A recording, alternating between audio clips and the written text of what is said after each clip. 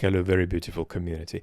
Let's adjudicate the skirmish between Alistair Campbell and Rory Stewart on The Rest is Politics, on the topic of how on earth you handle the orange monster child in the Kremlin, in the White House. If you are a European leader, in this particular case, if you are the UK Prime Minister Keir Starmer, trying to figure out how far do we need to stay out of this story with Iran, and how far do we have to get involved for various kinds of contingent pragmatic reasons. So let's listen to Rory and Alistair. I haven't seen the cut-up clip. What I have seen is the bit where they disagreed in the long-form podcast. Now, I'm going to anticipate that this is a little bit more aggressively cut up and edited. So we will see. It's a genuine disagreement, but of course, a producer on the program would be interested to have a little bit more conflict between Alistair and Rory. But what we are interested in is not giving them a score out of 10 fundamentally. It's, even if we can, it's what are the lessons that we can take away about what we expect our politicians to do when we are in an interconnected double crisis. Our democracies are declining at home, and there is greater chaos and incapacity shown by the major Western actors on the international stage. And that can be a sort of very deleterious, negatively self-perpetuating cycle where we're more incompetent on the foreign stage. We lose more trust in our institutions at home. We're then yet more incompetent on the foreign stage. We lose more trust in institutions at home. So let's rock and roll. You've told me I'm naive, I'm a commentator, I'm on a Hugh Grant moment. All that's propaganda nonsense. No, Rory, don't insult me. This is what the national interest is about here. Let's be blunt, right? The UK is not protecting its citizens by getting involved in this war. The UK is endangering its citizens by getting involved in its war. You've got this extraordinary move from Starmer. Let me put down my own, if you like, truth-oriented prejudice about Keir Starmer. Keir is a prime minister who is more suited to a solid world, where there are definite objects around him that are here today, but also here tomorrow and here the day after. That's not the world in which Keir finds himself. He finds himself in a world in which the political reality around him is melting down. And the problem you've got, in my assessment, with the current UK government, but this is quite a ubiquitous challenge for all technocratic centrist governments in this age of the crisis of trust in political institutions, this age of the rise of post-truth authoritarian populism, is that the centrist technocracy ends up reacting piecemeal rather than holistically to what's happening in the world. So instead of saying the political world is melting down and this is our strategy through this, you end up saying, okay, it's Tuesday, one more little piece of the political world has fallen off. Let's apply our principles and our pragmatism and our ethics to how we react to this. And if another bit of the world falls off next week, we'll do that too. And what happens is that even if you are rapid and proactive in the way you react to each little bit falling off, you actually end up in a kind of depoliticized, reactive passivity about the big pattern and what you're doing about it. And that's very, very difficult. And it's particularly hard for Keir Starmer, who is very much a 2 + 2 = 4 politician. It's 2 + 2 = 4, and then it's plus another 2, and that gets us to 6. And that works really well in 1998. That's a more difficult psychological and neurotype approach in 2026, when all hell is breaking loose all around us. Took a risky decision on Saturday to step against Trump and say he thinks this war is illegal and reckless. And then on Sunday, his position shifts slightly and he says actually UK bases can be used for whatever reason, right? What he said was, when he said we will give the Americans permission to use 2 bases, Fairford and Diego Garcia, it was in relation to defensive operations. So when you said So that's just a misunderstanding. Rory didn't mean that you can use them for whatever you like. He just said it in a kind of ambiguous way, that you can use these bases for whatever purposes. By whatever purposes, Rory just meant a particular purpose at hand. So let's just be absolutely clear what's happened. The United States wanted to use two UK bases, one in the Indian Ocean and one about 200 kilometers west of where I'm sitting. And the UK said no, and then it said yes, but you can only use them for defensive purposes. So that was a change of position brought about by further reflection on the situation as it was developing, reflection on the way the UK is implicated here, whether in terms of UK citizens being present in the Middle East, whether in terms of UK assets being vulnerable, whether the UK gets involved or not. We've seen what's happened in Cyprus. So it's a kind of evolution of the position toward giving the United States what they wanted, with the caveat that there's a kind of a defensive-offensive distinction there. And perhaps we'll have to say something about whether we think that's valid. You said you can use them for whatever you like, but that's not what was agreed. If you start getting involved in this war, you become a legitimate target for Iran and Iranian terrorist attacks against Britain.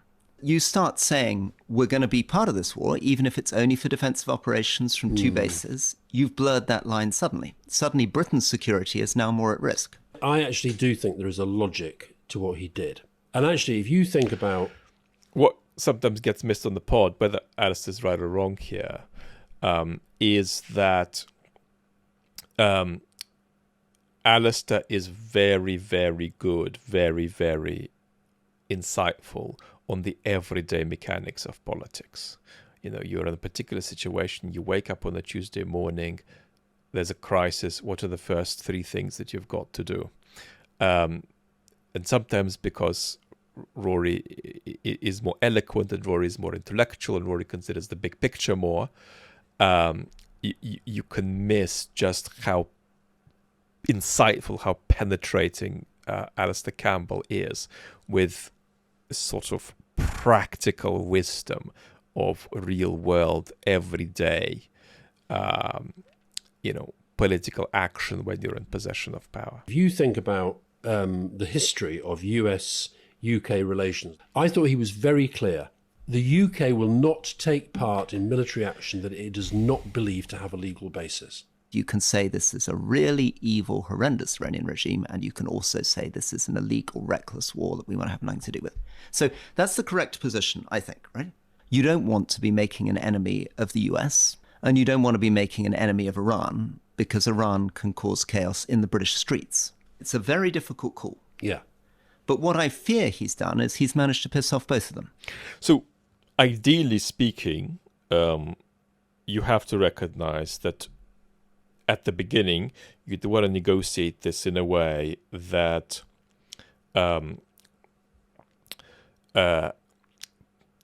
doesn't get you into trouble too much on both ends, right? You're in trouble because you're associated with the chaotic and utterly devoid of strategy action that the US is engaged in.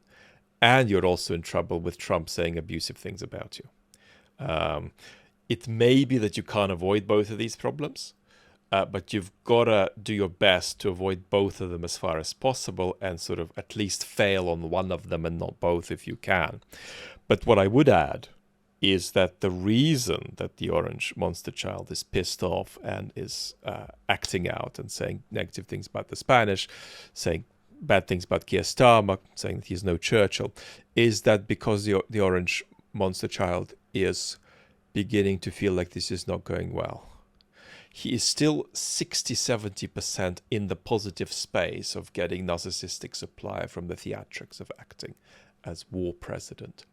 But the balance is beginning to tilt and is beginning to feel uncomfortable about how this is not going well and what he's going to need to do and say next. So this is beginning to get stressful. He's beginning to hate this a little bit, and so he has to lash out. Credit. Well, no, because this is what the national interest is about here. Let's be blunt, right? Right. The UK is not protecting its citizens by getting involved in this war. The UK is endangering its citizens by getting involved in this war. In what way are we making the United Kingdom safer by making ourselves part of a coalition against Iran. When you have upwards of more than 250,000 people, Brits, in that region, you are going to have to deploy some British assets to be part of an operation to take out the potential threat against them.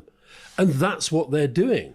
Well, sorry, I don't even understand this. What are you saying? Have we joined it or not? Are we fighting or aren't we? What are we doing? Rory, I think you're being ridiculous on this. I think you're so determined basically to say that the position that you hold, which is we should have nothing to do with this, is so right that anybody who disagrees... It's the Spanish position. It's the correct position, yeah. It's your view that it's correct, okay? You're not the Prime Minister, you're not the Cabinet having to sit there thinking, okay, 14 countries where they're whacking off missiles. Britain cannot just sort of sit that out. It's doing so from a defensive perspective. They are riding quite a few horses at the same time. And the clarity that you're calling for, I think, is totally naive. I don't think any of these things are black and white. We're just you're being saying asked they to are. use You're our saying there's judgment one here. But decision. you're defending him. You're defending him very strongly here, Alistair. You're not saying it's a difficult decition. I am saying I might not have made it. You're giving us the talking points, essentially, for the Cabinet. That's their view, right? No, I'm not. I don't... No, Rory, don't insult me. Listen for a second. You've told me I'm naive, I'm a commentator, I'm on a Hugh Grant moment. All that's propaganda nonsense, right? You're characterising me in the most negative possible light. I guess the reason I'm defending him, I'm not doing the talking points, I'm defending him because I think he's in a really, really, really tough spot, and I think you're being very, very unfair in saying that he got it right day one, got it totally wrong, and he's ended up in the worst of all worlds. All right.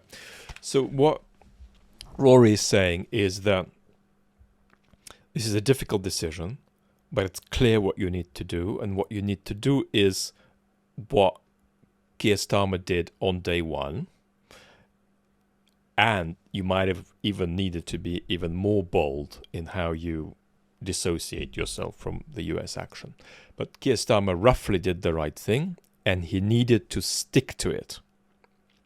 And changing is bad and might be even worse than taking a different position to begin with. So you want to take the position Keir took, stick with it.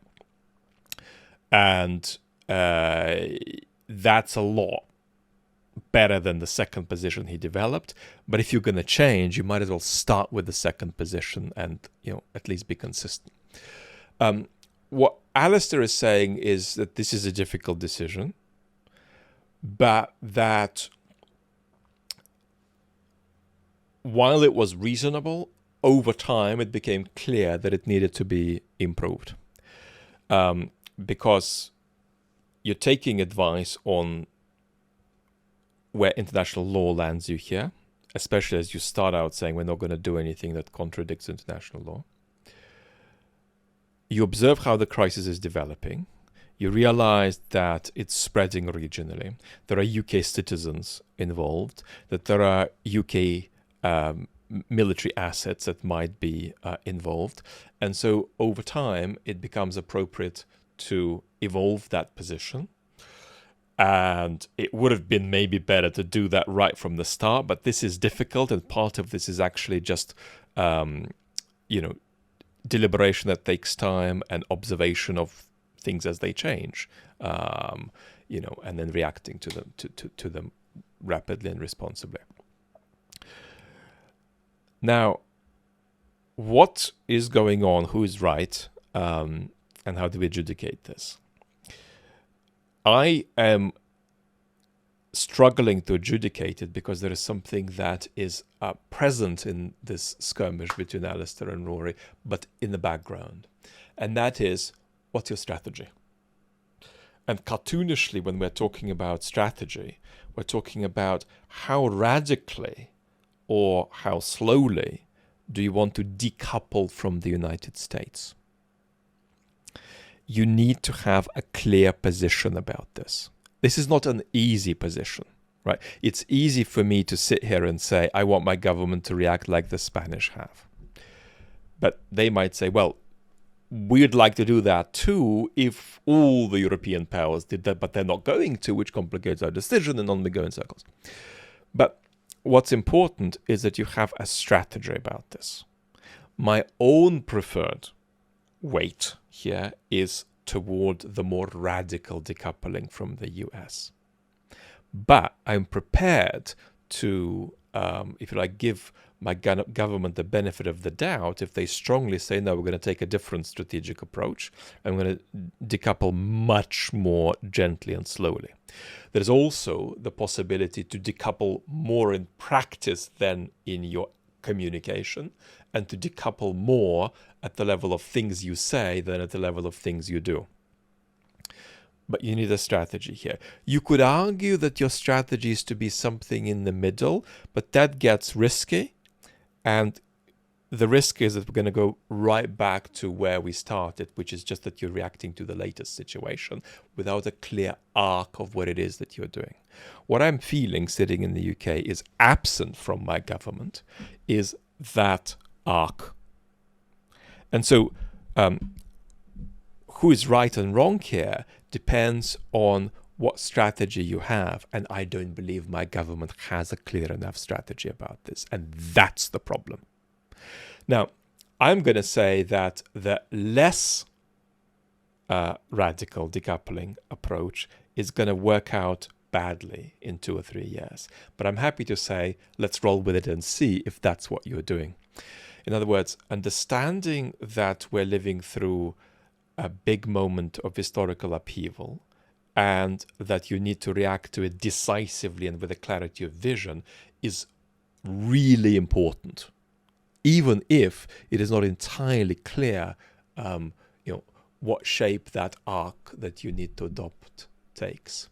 But the risk with technocratic centrist governments is that they say, well, it's not entirely clear what shape that arc should take. Therefore, we're not going to have an arc at all. We're just going to react piecemeal. And that makes you very, very defensive. And that's compounded then by something else that happens. And that's that you begin to be worried that things you do or things you omit from doing are going to get in the UK context, Nigel Farage into power, are going to get in the authoritarian populists. And here there's a kind of paradox. In principle, it's actually healthy to be aware of that because it could get you to be more proactive. Because you're saying, well, we're just on course for an authoritarian post-truth government. So we've got to get our act together and we've got to get moving. And we've got to develop a strategy. The problem is that in practice, that kind of awareness that these folks are looking over your shoulder actually tends to paralyze governments. And my current government is largely paralyzed rather than spurred into action by this awareness of the fact that the default trajectory is that Nigel Farage is going to be the next UK Prime Minister. And so if you're going to be paralyzed by it, you probably shouldn't be in power. But if you are in power and you are paralyzed by it, don't focus on it. Just do whatever you think is the right thing for you to be doing. So I would have wanted a clear strategic vision about where you stand on decoupling from America, and B, I would have wanted a clear and coherent national interest position that you take from the beginning and stick with. And only change if really extreme circumstances arise. I don't want, quite frankly, a consultation on international law. That is precisely, you can have it, but it shouldn't centrally drive your policy. I think this is a mistake. And it's a mistake because that's, again, a technocratic way of responding to a world that is so much in crisis that technocratic solutions don't work. Yes, please consult on international law, but take a national interest position first, right? And if your national interest position is you're not having our bases, bye-bye, that's great. If your national interest position is you can have our bases, but you can only operate defensively from them, start with that, stick to it. Develop that position for pragmatic political reasons. It doesn't need to be read off from international law. Also understand that 90% of UK citizens are not going to buy that distinction. So the distinction between defensive and offensive action is just unpersuasive. The fact that the UK government has made this distinction is going to sound like BS to UK citizens. It doesn't matter whether it is or it isn't. It's just how it's going to come across. And that's why I wanted more politics and less international law here and how this decision is made. One more factor. Don't underestimate how toxic being implicated in this venture. That's just an expression of, an authoritarian leader who's no longer in control of what's happening in his mind. Not because he's got dementia, because he's got a narcissistic personality disorder, and he's got on top of that very significant neurotype issues with impulsivity and fixation on a single idea. And that's what's driving what we're seeing. Do we want to plunge UK politics into this and be tainted by this 2 or 3 years from now? You might say, well, hang on, there's all our citizens in the region, there's all our assets around the world, there's all of this international law advice about how you may be able to make an offensive-defensive distinction. But you have to weigh that against the damage you're doing, not just to your political party, but to UK political institutions when you are partly aligning yourself with Trump's completely strategically chaotic venture. That's going to generate corrosive, accumulative trust, degradation, damage across a couple of years. And you need to weigh that very, very strongly against the necessity to take seriously the fact that we've got this problem in Cyprus, we've got this problem with lots of Brits in the region, we've got this problem with the fact that it seems like we've got to be involved in some way, it's difficult. Weigh that properly against just how corrosive this is going to be on trust. Because the point is, none of this matters if then we're going to go on to have years and maybe even decades of governments that are out to break our institutions, and then by 2038 we're going to look like Hungary looks today. Right? So you've got to see the wood from the trees, and ultimately the way to rate Alistair versus Rory in this debate is relative to a strategy, which you then let history work out. And what's missing from their skirmish is that this is a government without a strategy. Secondary to a strategy, you could actually compellingly at least try to justify more than one kind of approach. But what is not a good approach is the piecemeal reactivity to every bit of political reality breaking off. Because as engaged as you are every time that happens, you're still actually being passive. You're not reacting to the big picture with a strategic approach. Lots of love. Talk soon.